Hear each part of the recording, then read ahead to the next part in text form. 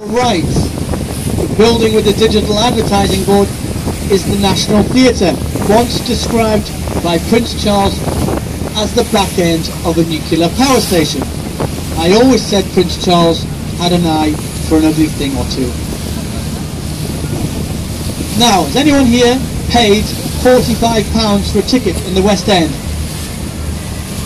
Well, you've been had, because tickets in the National Theatre are only £12, and some of Britain's finest actors started their craft in the National Theatre. In fact, Sir Laurence Olivier was the first artistic director of the National Theatre. Next door to that, we have the modern tower block, the white tower block there.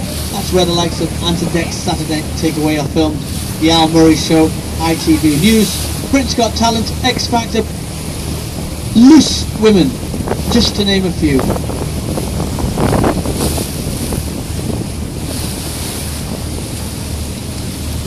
If you've been lucky enough to visit Bondi in Australia, South Beach in Miami, you've gone a long way to get to one of the finest beaches in the world, when you could have just come to Gabriel's Wharf on your right hand side. London's finest beach. The white building there with the 4 painted mirror glasses where they host Daybreak with Philip Schofield. And the red brick building to your right is the old OXO meat production. On your right is the OXO stock company, the meat production and packaging warehouse. Now, look at the tower in the centre there. What does it say on that chimney?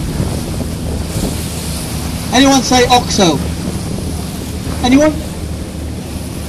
Well, you'd all be wrong, because it's actually illegal to advertise any form of product on the banks of the Road Thames. There are strict advertising laws in place. They were taken to the High Court in 1939, and they simply said to the High Court judge that they're just random geometrical shapes. It's only a pure coincidence when illuminated from behind it spells OXO, and they just believe them. Now owned by Harvey Nichols Restaurant. The largest family portrait in the world on your right hand side. This is a picture of the Queen's Silver Jubilee of 1977. On your right we have, hello boys, the Royal Marines on your left hand side. We have right to left, we have Princess Anne, Captain Mark Phillips, His Royal Highness the Duke of Edinburgh, Elizabeth II, Lord Louis Mountbatten, Andrew, Edward and Prince Charles. Look at the direction Prince Charles is looking, the other side of the river. That's where he got married in 1981.